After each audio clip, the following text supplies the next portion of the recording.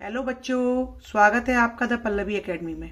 बच्चों, आज मैं आपको हिंदी के एक महत्वपूर्ण टॉपिक के बारे में बताने जा रही हूँ। इस टॉपिक से संबंधित प्रश्न परीक्षा में 3 नंबर वाले भी आते हैं और कई बार 4 नंबर के प्रश्न भी आते हैं। और इस पूरे टॉपिक से बहुविकल्पीय प्रश्न बहुत आते हैं। ये वो टॉपिक है गद्य या गद्य की विधाएं। तो चलिए, मेरे वीडियो को पूरा देखने से पहले मेरे चैनल को सब्सक्राइब करें, मुझे फॉलो करें, बेल आइकन पर क्लिक करें। बच्चों, मेरी वीडियो को पूरा देखें। आज मैं आपको गद्य क्या है इसके बारे में बताऊंगी। गद्य क्या है?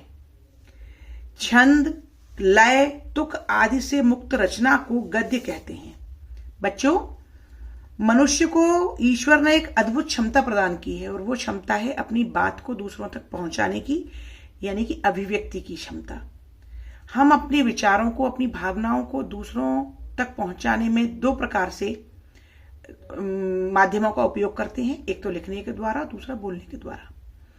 तो जब हम लिखते हैं अपने भावों को, अपने विचारों को, तो हमारे लेखन के द्वारा हम 2 प्रकार से अपनी बात दूसरे तक पहुंचाते हैं। एक तो होता है काव्य।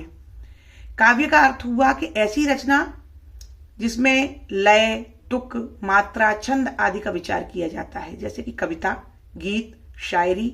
देखा है ना आपने, कभी अपनी कविताएं सुनाते हैं, हम गीतों के माध्यम से भी अपनी भावनाएं प्रकट करते हैं। पर ऐसी माध्यम को अपनाना जिसमें कोई लय ना हो, कोई तुक ना हो, यानी कि हमारे जो विचार हैं, हमारे मन में जो भावनाएं चल रही हैं, उन्हें अपने शब्दों में सरल भाषा में सामने व्यक्त कर देना, उसे हम गद्य कहते हैं।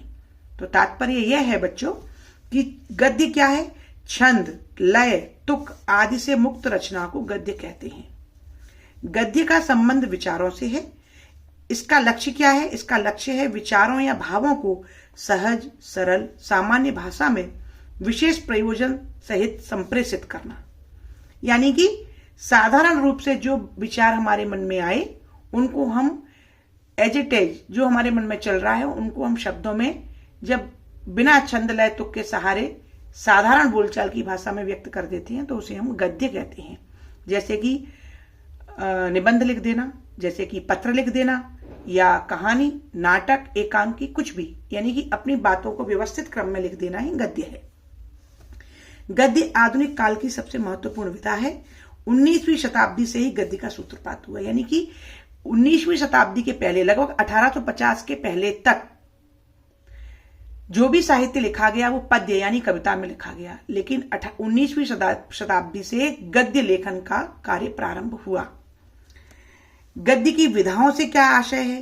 गद्य की विधा, गद्य लेखन के विविध रूप ही गद्य की विधाएं कहलाई। विधाएं यानी रूप, तरीके। गद्य को अलग अलग तरीकों से लिखा गया और उन अलग तरीकों को या रूपों को ही गद्य की विधा कहा जाता है। जैसे कि कुछ लोग नाटक लिखते हैं, कुछ कहानी लिखते हैं, या कोई निबंध लिख देना, या पत्र लिख देना, है ना। ये सारे गद्य के रूप हैं। गद्य साहित्य, एक प्रश्न और ये आया है पढ़ने में कि गद्य साहित्य से क्या आशय है? तो वही छंद, लय, तुक आदि नियमों से मुक्त रचनाओं के विविध रूप गद्य या गद्य साहित्य, गद्य विधाएं कहलाती हैं। मतलब कि ऐसी रचनाएं जिन्हें गाया नहीं जा सकता, जिन्हें बोलचाल की भाषा में ही पढ़ा जाए, वो क्या है? वे सभी गद्य हैं। गद्य को कवियों की कसौटी भी कहा गया है। गद्य का लक्ष्य होता है बच्चों विचारों या भावों का सरल और सहज भाषा में एक दूसरे से दूसरे व्यक्ति तक पहुंचाना। गद्य को संस्कृत भाषा में शब्द काव्य का भेद भी माना गया है, यानी कि गद्य को सुना जा सकता है, देखा नहीं जा सकता। लेकिन जब गद्य नाटक और एकांकी के रूप में लिखा जाए तो उसे रंगमंच पर अभिनय के द्वारा प्रस्तुत भी किया जा सकता है। गद्य का संबंध बोलचाल से है और बोलचाल की भाषा को ही शब्दों में व्यवस्थित रूप से लिख देना गद्य है। तो बच्चों, ये मैंने आपको गद्य के बारे में बताया। गद्य की विधाएं, गद्य की विधाओं को कितने भागों में बांटा गया है, यानी कि गद्य के कितने रूप हैं? तो बच्चों, गद्य की विधाओं को 2 भागों में बांटा गया है। कौन सी विधाएं हैं वो? नंबर 1 है प्रमुख विधाएं और नंबर 2 है गौड़ विधाएं। प्रमुख विधाएं 6 प्रकार की होती हैं। उसमें है निबंध, कहानी, उपन्यास, नाटक, एकांकी और आलोचना। गौड़ विधाएं 10 हैं।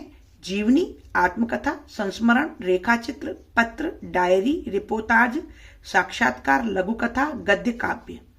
बच्चों ये प्रश्न परीक्षाओं में पूछा जाता है कि गद्य की प्रमुख विधाओं के नाम लिखिए, अथवा ओटी में आएगा गद्य की गौड़ विधाएं कितनी हैं, 6, 8, 10, 9, तो आपको 10 लगाना है और प्रमुख विधाएं हैं 6।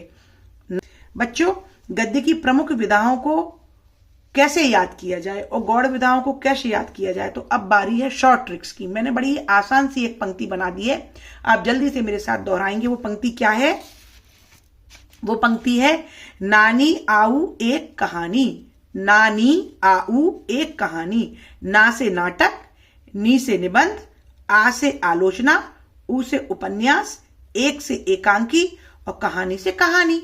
यानी कि गद्य की 6 प्रमुख विधाएं, नानी आऊ एक कहानी। इस पंक्ति से आपको 6 विधाएं याद हो जाएंगी, आपको वहां पर परीक्षा में लिखने में परेशानी नहीं होगी। गौड़ विधाओं को लेकर भी मैंने एक पंक्ति बना दी है, ये मेरी दूसरी ट्रिक्स है। आप देखें गौड़ विधाओं में 10 विधाएं हैं, तो हम बोलेंगे आजी सारे पत्र डाल रिपो संग गई।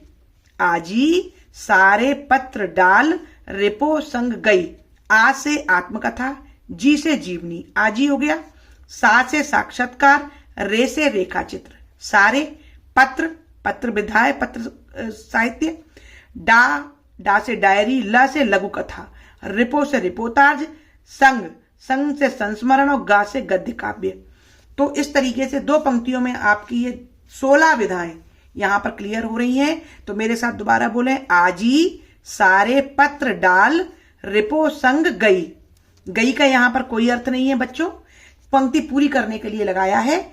आजी, आ से आत्मकथा, जी से जीवनी, सा से साक्षात्कार, रे से रेखा चित्र, पत्र, डा से डायरी, ला से लघु कथा, रिपो से रिपोर्टाज, सन से संस्मरण और गा से गद्य काव्य। ये 2 पंक्तियां आप बार बार मेरी वीडियो को देखकर दोहराएं तो आपको ये गौड़ विधाएं आसानी से याद हो जाएंगी। अब बच्चों मैं इस टॉपिक से संबंधित कुछ इंपॉर्टेंट क्वेश्चन आपसे पूछती हूं, आप मुझे उत्तर दें। बताइए छंद, लय, तुक आदि से मुक्त रचना को क्या कहते हैं? बच्चों बताइए, छंद, लय, तुक आदि से मुक्त रचना को गद्य कहते हैं। गद्य की विधाएं क्या हैं? या प्रश्न पूछती हूं गद्य लेखन के विविध रूप क्या कहलाते हैं? तो बच्चों आपको पता होना चाहिए गद्य की विधाएं कहलाती हैं। गद्य की विधाओं को कितने भागों में बांटा गया है? उत्तर है 2 भागों में। गद्य की प्रमुख विधाएं कितनी हैं? उत्तर है 6। और गद्य की गौड़ विधाएं कितनी हैं? तो उत्तर है 10। आधुनिक काल में किस साहित्य का विकास हुआ? बच्चों आधुनिक काल में मुद्रण गद्य साहित्य का विकास हुआ। किस साहित्य का विकास हुआ? गद्य साहित्य का। आधुनिक काल से पहले हमारे यहाँ पद्य साहित्य में ही रचना की जाती थी। गद्य साहित्य के अनेक रूप विधा कहलाए। प्राचीन काल में किस कला का अभाव था? प्राचीन काल में मुद्रण कला का अभाव था। हिंदी गद्य साहित्य का प्रारंभ कब से हुआ? हिंदी गद्य साहित्य का प्रारंभ 1868 यानी कि 19वीं शताब्दी। कंफ्यूजन में ना रहे बच्चों, 1868 यानी कि 1900 शताब्दी। आप तो 19वीं शताब्दी याद रखें।